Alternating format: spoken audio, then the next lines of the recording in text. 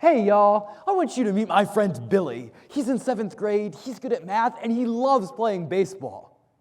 But today, he is miserable because today is the first day of school, and his entire day will be spent in service of his least favorite icebreaker activity, human bingo. Billy scans the faded 4x4. Top left, find a person who traveled to Europe over the summer. Fourth square, second row, find a person who can sing opera. Before Billy can even begin his hunt for the classroom Pavarotti, the room is filled with noisy teenagers scampering around collecting signatures. Reluctantly, he joins the fray, just hoping to avoid being trampled on by an onslaught of curious teenagers. Most kids enjoy human bingo. But as an introvert, Billy is overwhelmed. Listening to Sally's warbling soprano doesn't help him build new relationships. He just wishes he'd remembered his earplugs. And it's not just human bingo that exhausts him. His entire educational experience is filled with collaborative group work in noisy workspaces. In these stimulating environments, introverts like Billy come home each day feeling exhausted at best, inadequate at worst. In many educational contexts, introversion remains a seething unknown. Today, we're going to change that by playing introvert bingo. With our first bingo ball, we'll learn how introverts and extroverts process the world differently. Then we'll crank out 3 ways that our society's prioritization of extroverts' learning styles impact introverted students. And finally, we'll yell bingo as we mark our boards with a new approach to education designed to help introverted students thrive. B9. What is introversion? In her best-selling book, Quiet, author Susan Cain explains that the defining characteristic of introverts is their lower threshold for stimulation compared to extroverts. They derive their energy from solitude and calm. On the other hand, chaos, noise, and worst of all, small talk rapidly drain their batteries. But when allowed to work in environments with minimal stimuli and volume, introverts bring a hidden set of strengths. Their thorough, detailed approach to life makes them able to stick with complex problems. Their methodical style has brought us Microsoft and Google, Harry Potter and the Cat in the Hat, the Montgomery bus boycott, and the Emancipation Proclamation. Introverts have shaped the world. None of this is to say that extroverts don't bring their own set of talents to the table. Their vibrant energy and magnetic personalities make them powerful leaders. Think Steve Jobs or MLK. That said, schools should nurture the strengths of extroverts and introverts. Unfortunately, though, our present educational system appears tailor-made exclusively for extroverted students. Don't believe me? Let's explore 3 ways that our society's prioritization of extroverts' learning styles impact introverted students. Collaboration in class, teacher perceptions of introversion, and the development of peer relationships. I-21. Billy starts off each day in math class where he is immediately thrown into a world of collaborative learning. Mr. Williams has arranged the desk into pods of 6 students each. Today, each group is tasked with solving a complex fraction equation. Billy's groupmates discuss how to find a common denominator. Billy knows that you don't need a common denominator to multiply fractions, but he's too overwhelmed to share his insights over the cacophony of voices clamoring for attention at his table. This scene is nothing new.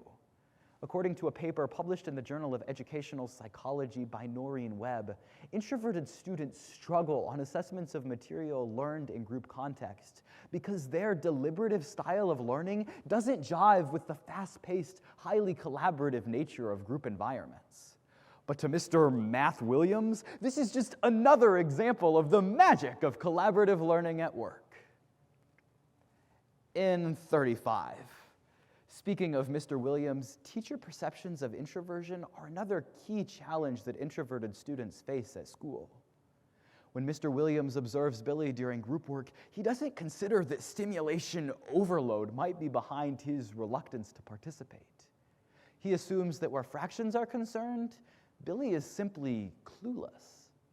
Indeed, teachers consistently rate introverted students as less intelligent and less likely to succeed than their extroverted peers. Further, a study by Dr. Charles Meisgeier, a professor of educational psychology at the University of Houston, exposed a troubling truth. A majority of teachers believe that the ideal student is an extrovert. And introverted students aren't oblivious.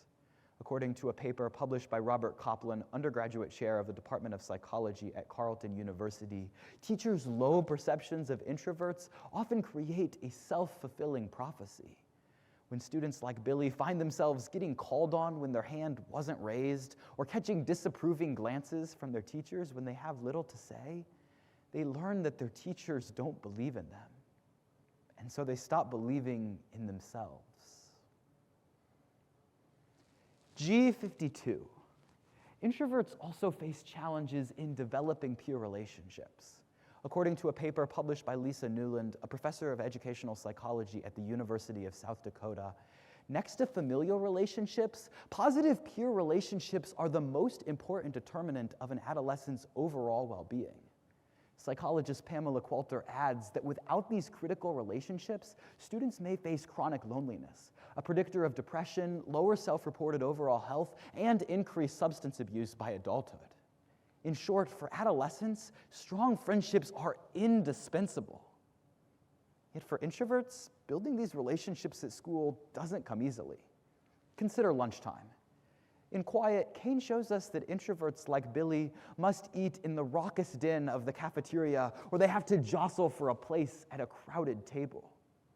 Billy just needs a few close relationships with others who share his appreciation for calm and understand his need for solitude. And there are plenty of such people at his school. But over the overwhelming chaos of social environments there, it is difficult for them to even find each other, let alone build the deep, meaningful relationships that introverts crave.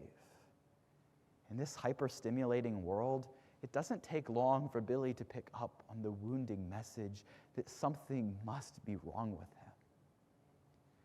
Billy's life story is common. It is my life story. In the 7th grade, my family moved to Illinois from Georgia, and on my first day, I wasn't the only new student. There was Kyle, and he was everything that I was not. While I struggled to gather my thoughts during incessant group work, Kyle articulated his ideas with a confidence that commanded the respect of our peers and the favor of our teachers. While I couldn't get a word in edgewise over the uproarious cafeteria chatter, he was a riot, telling jokes that sent the table into a frenzy from day one. How could starting at a new school be so easy for him and impossible for me? I became a master at using my pillow to swallow my sobs so that my mother wouldn't walk in and ask me what was wrong. What could I even say? Nothing was wrong except me. Now that we understand that our one-size-fits-all model for education doesn't work for everyone, let's finish marking our bingo boards and explore a new approach to education designed to help introverted students thrive.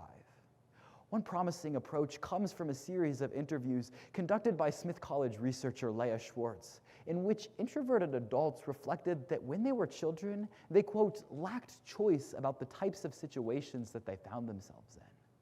Now that they are older, they can choose to put themselves in situations where they feel more comfortable. So how do we actually give these choices to introverted students? We design hybrid classroom spaces where students like me can choose each day whether to multiply fractions in a large pod or with a single partner, depending on the level of stimulation we feel prepared for. We offer alternate lunchtime seating in a library or classroom space, so that all of the Billies out there can build critical relationships. And so that the Mr. Williams of the world don't overlook their reflective students, professional development must emphasize how to implement these choices to best serve introverts' academic and social needs. When we give introverts the freedom to make these choices about their education, we not only show them that we respect their need for less stimulation, we show them that there is value in being quiet.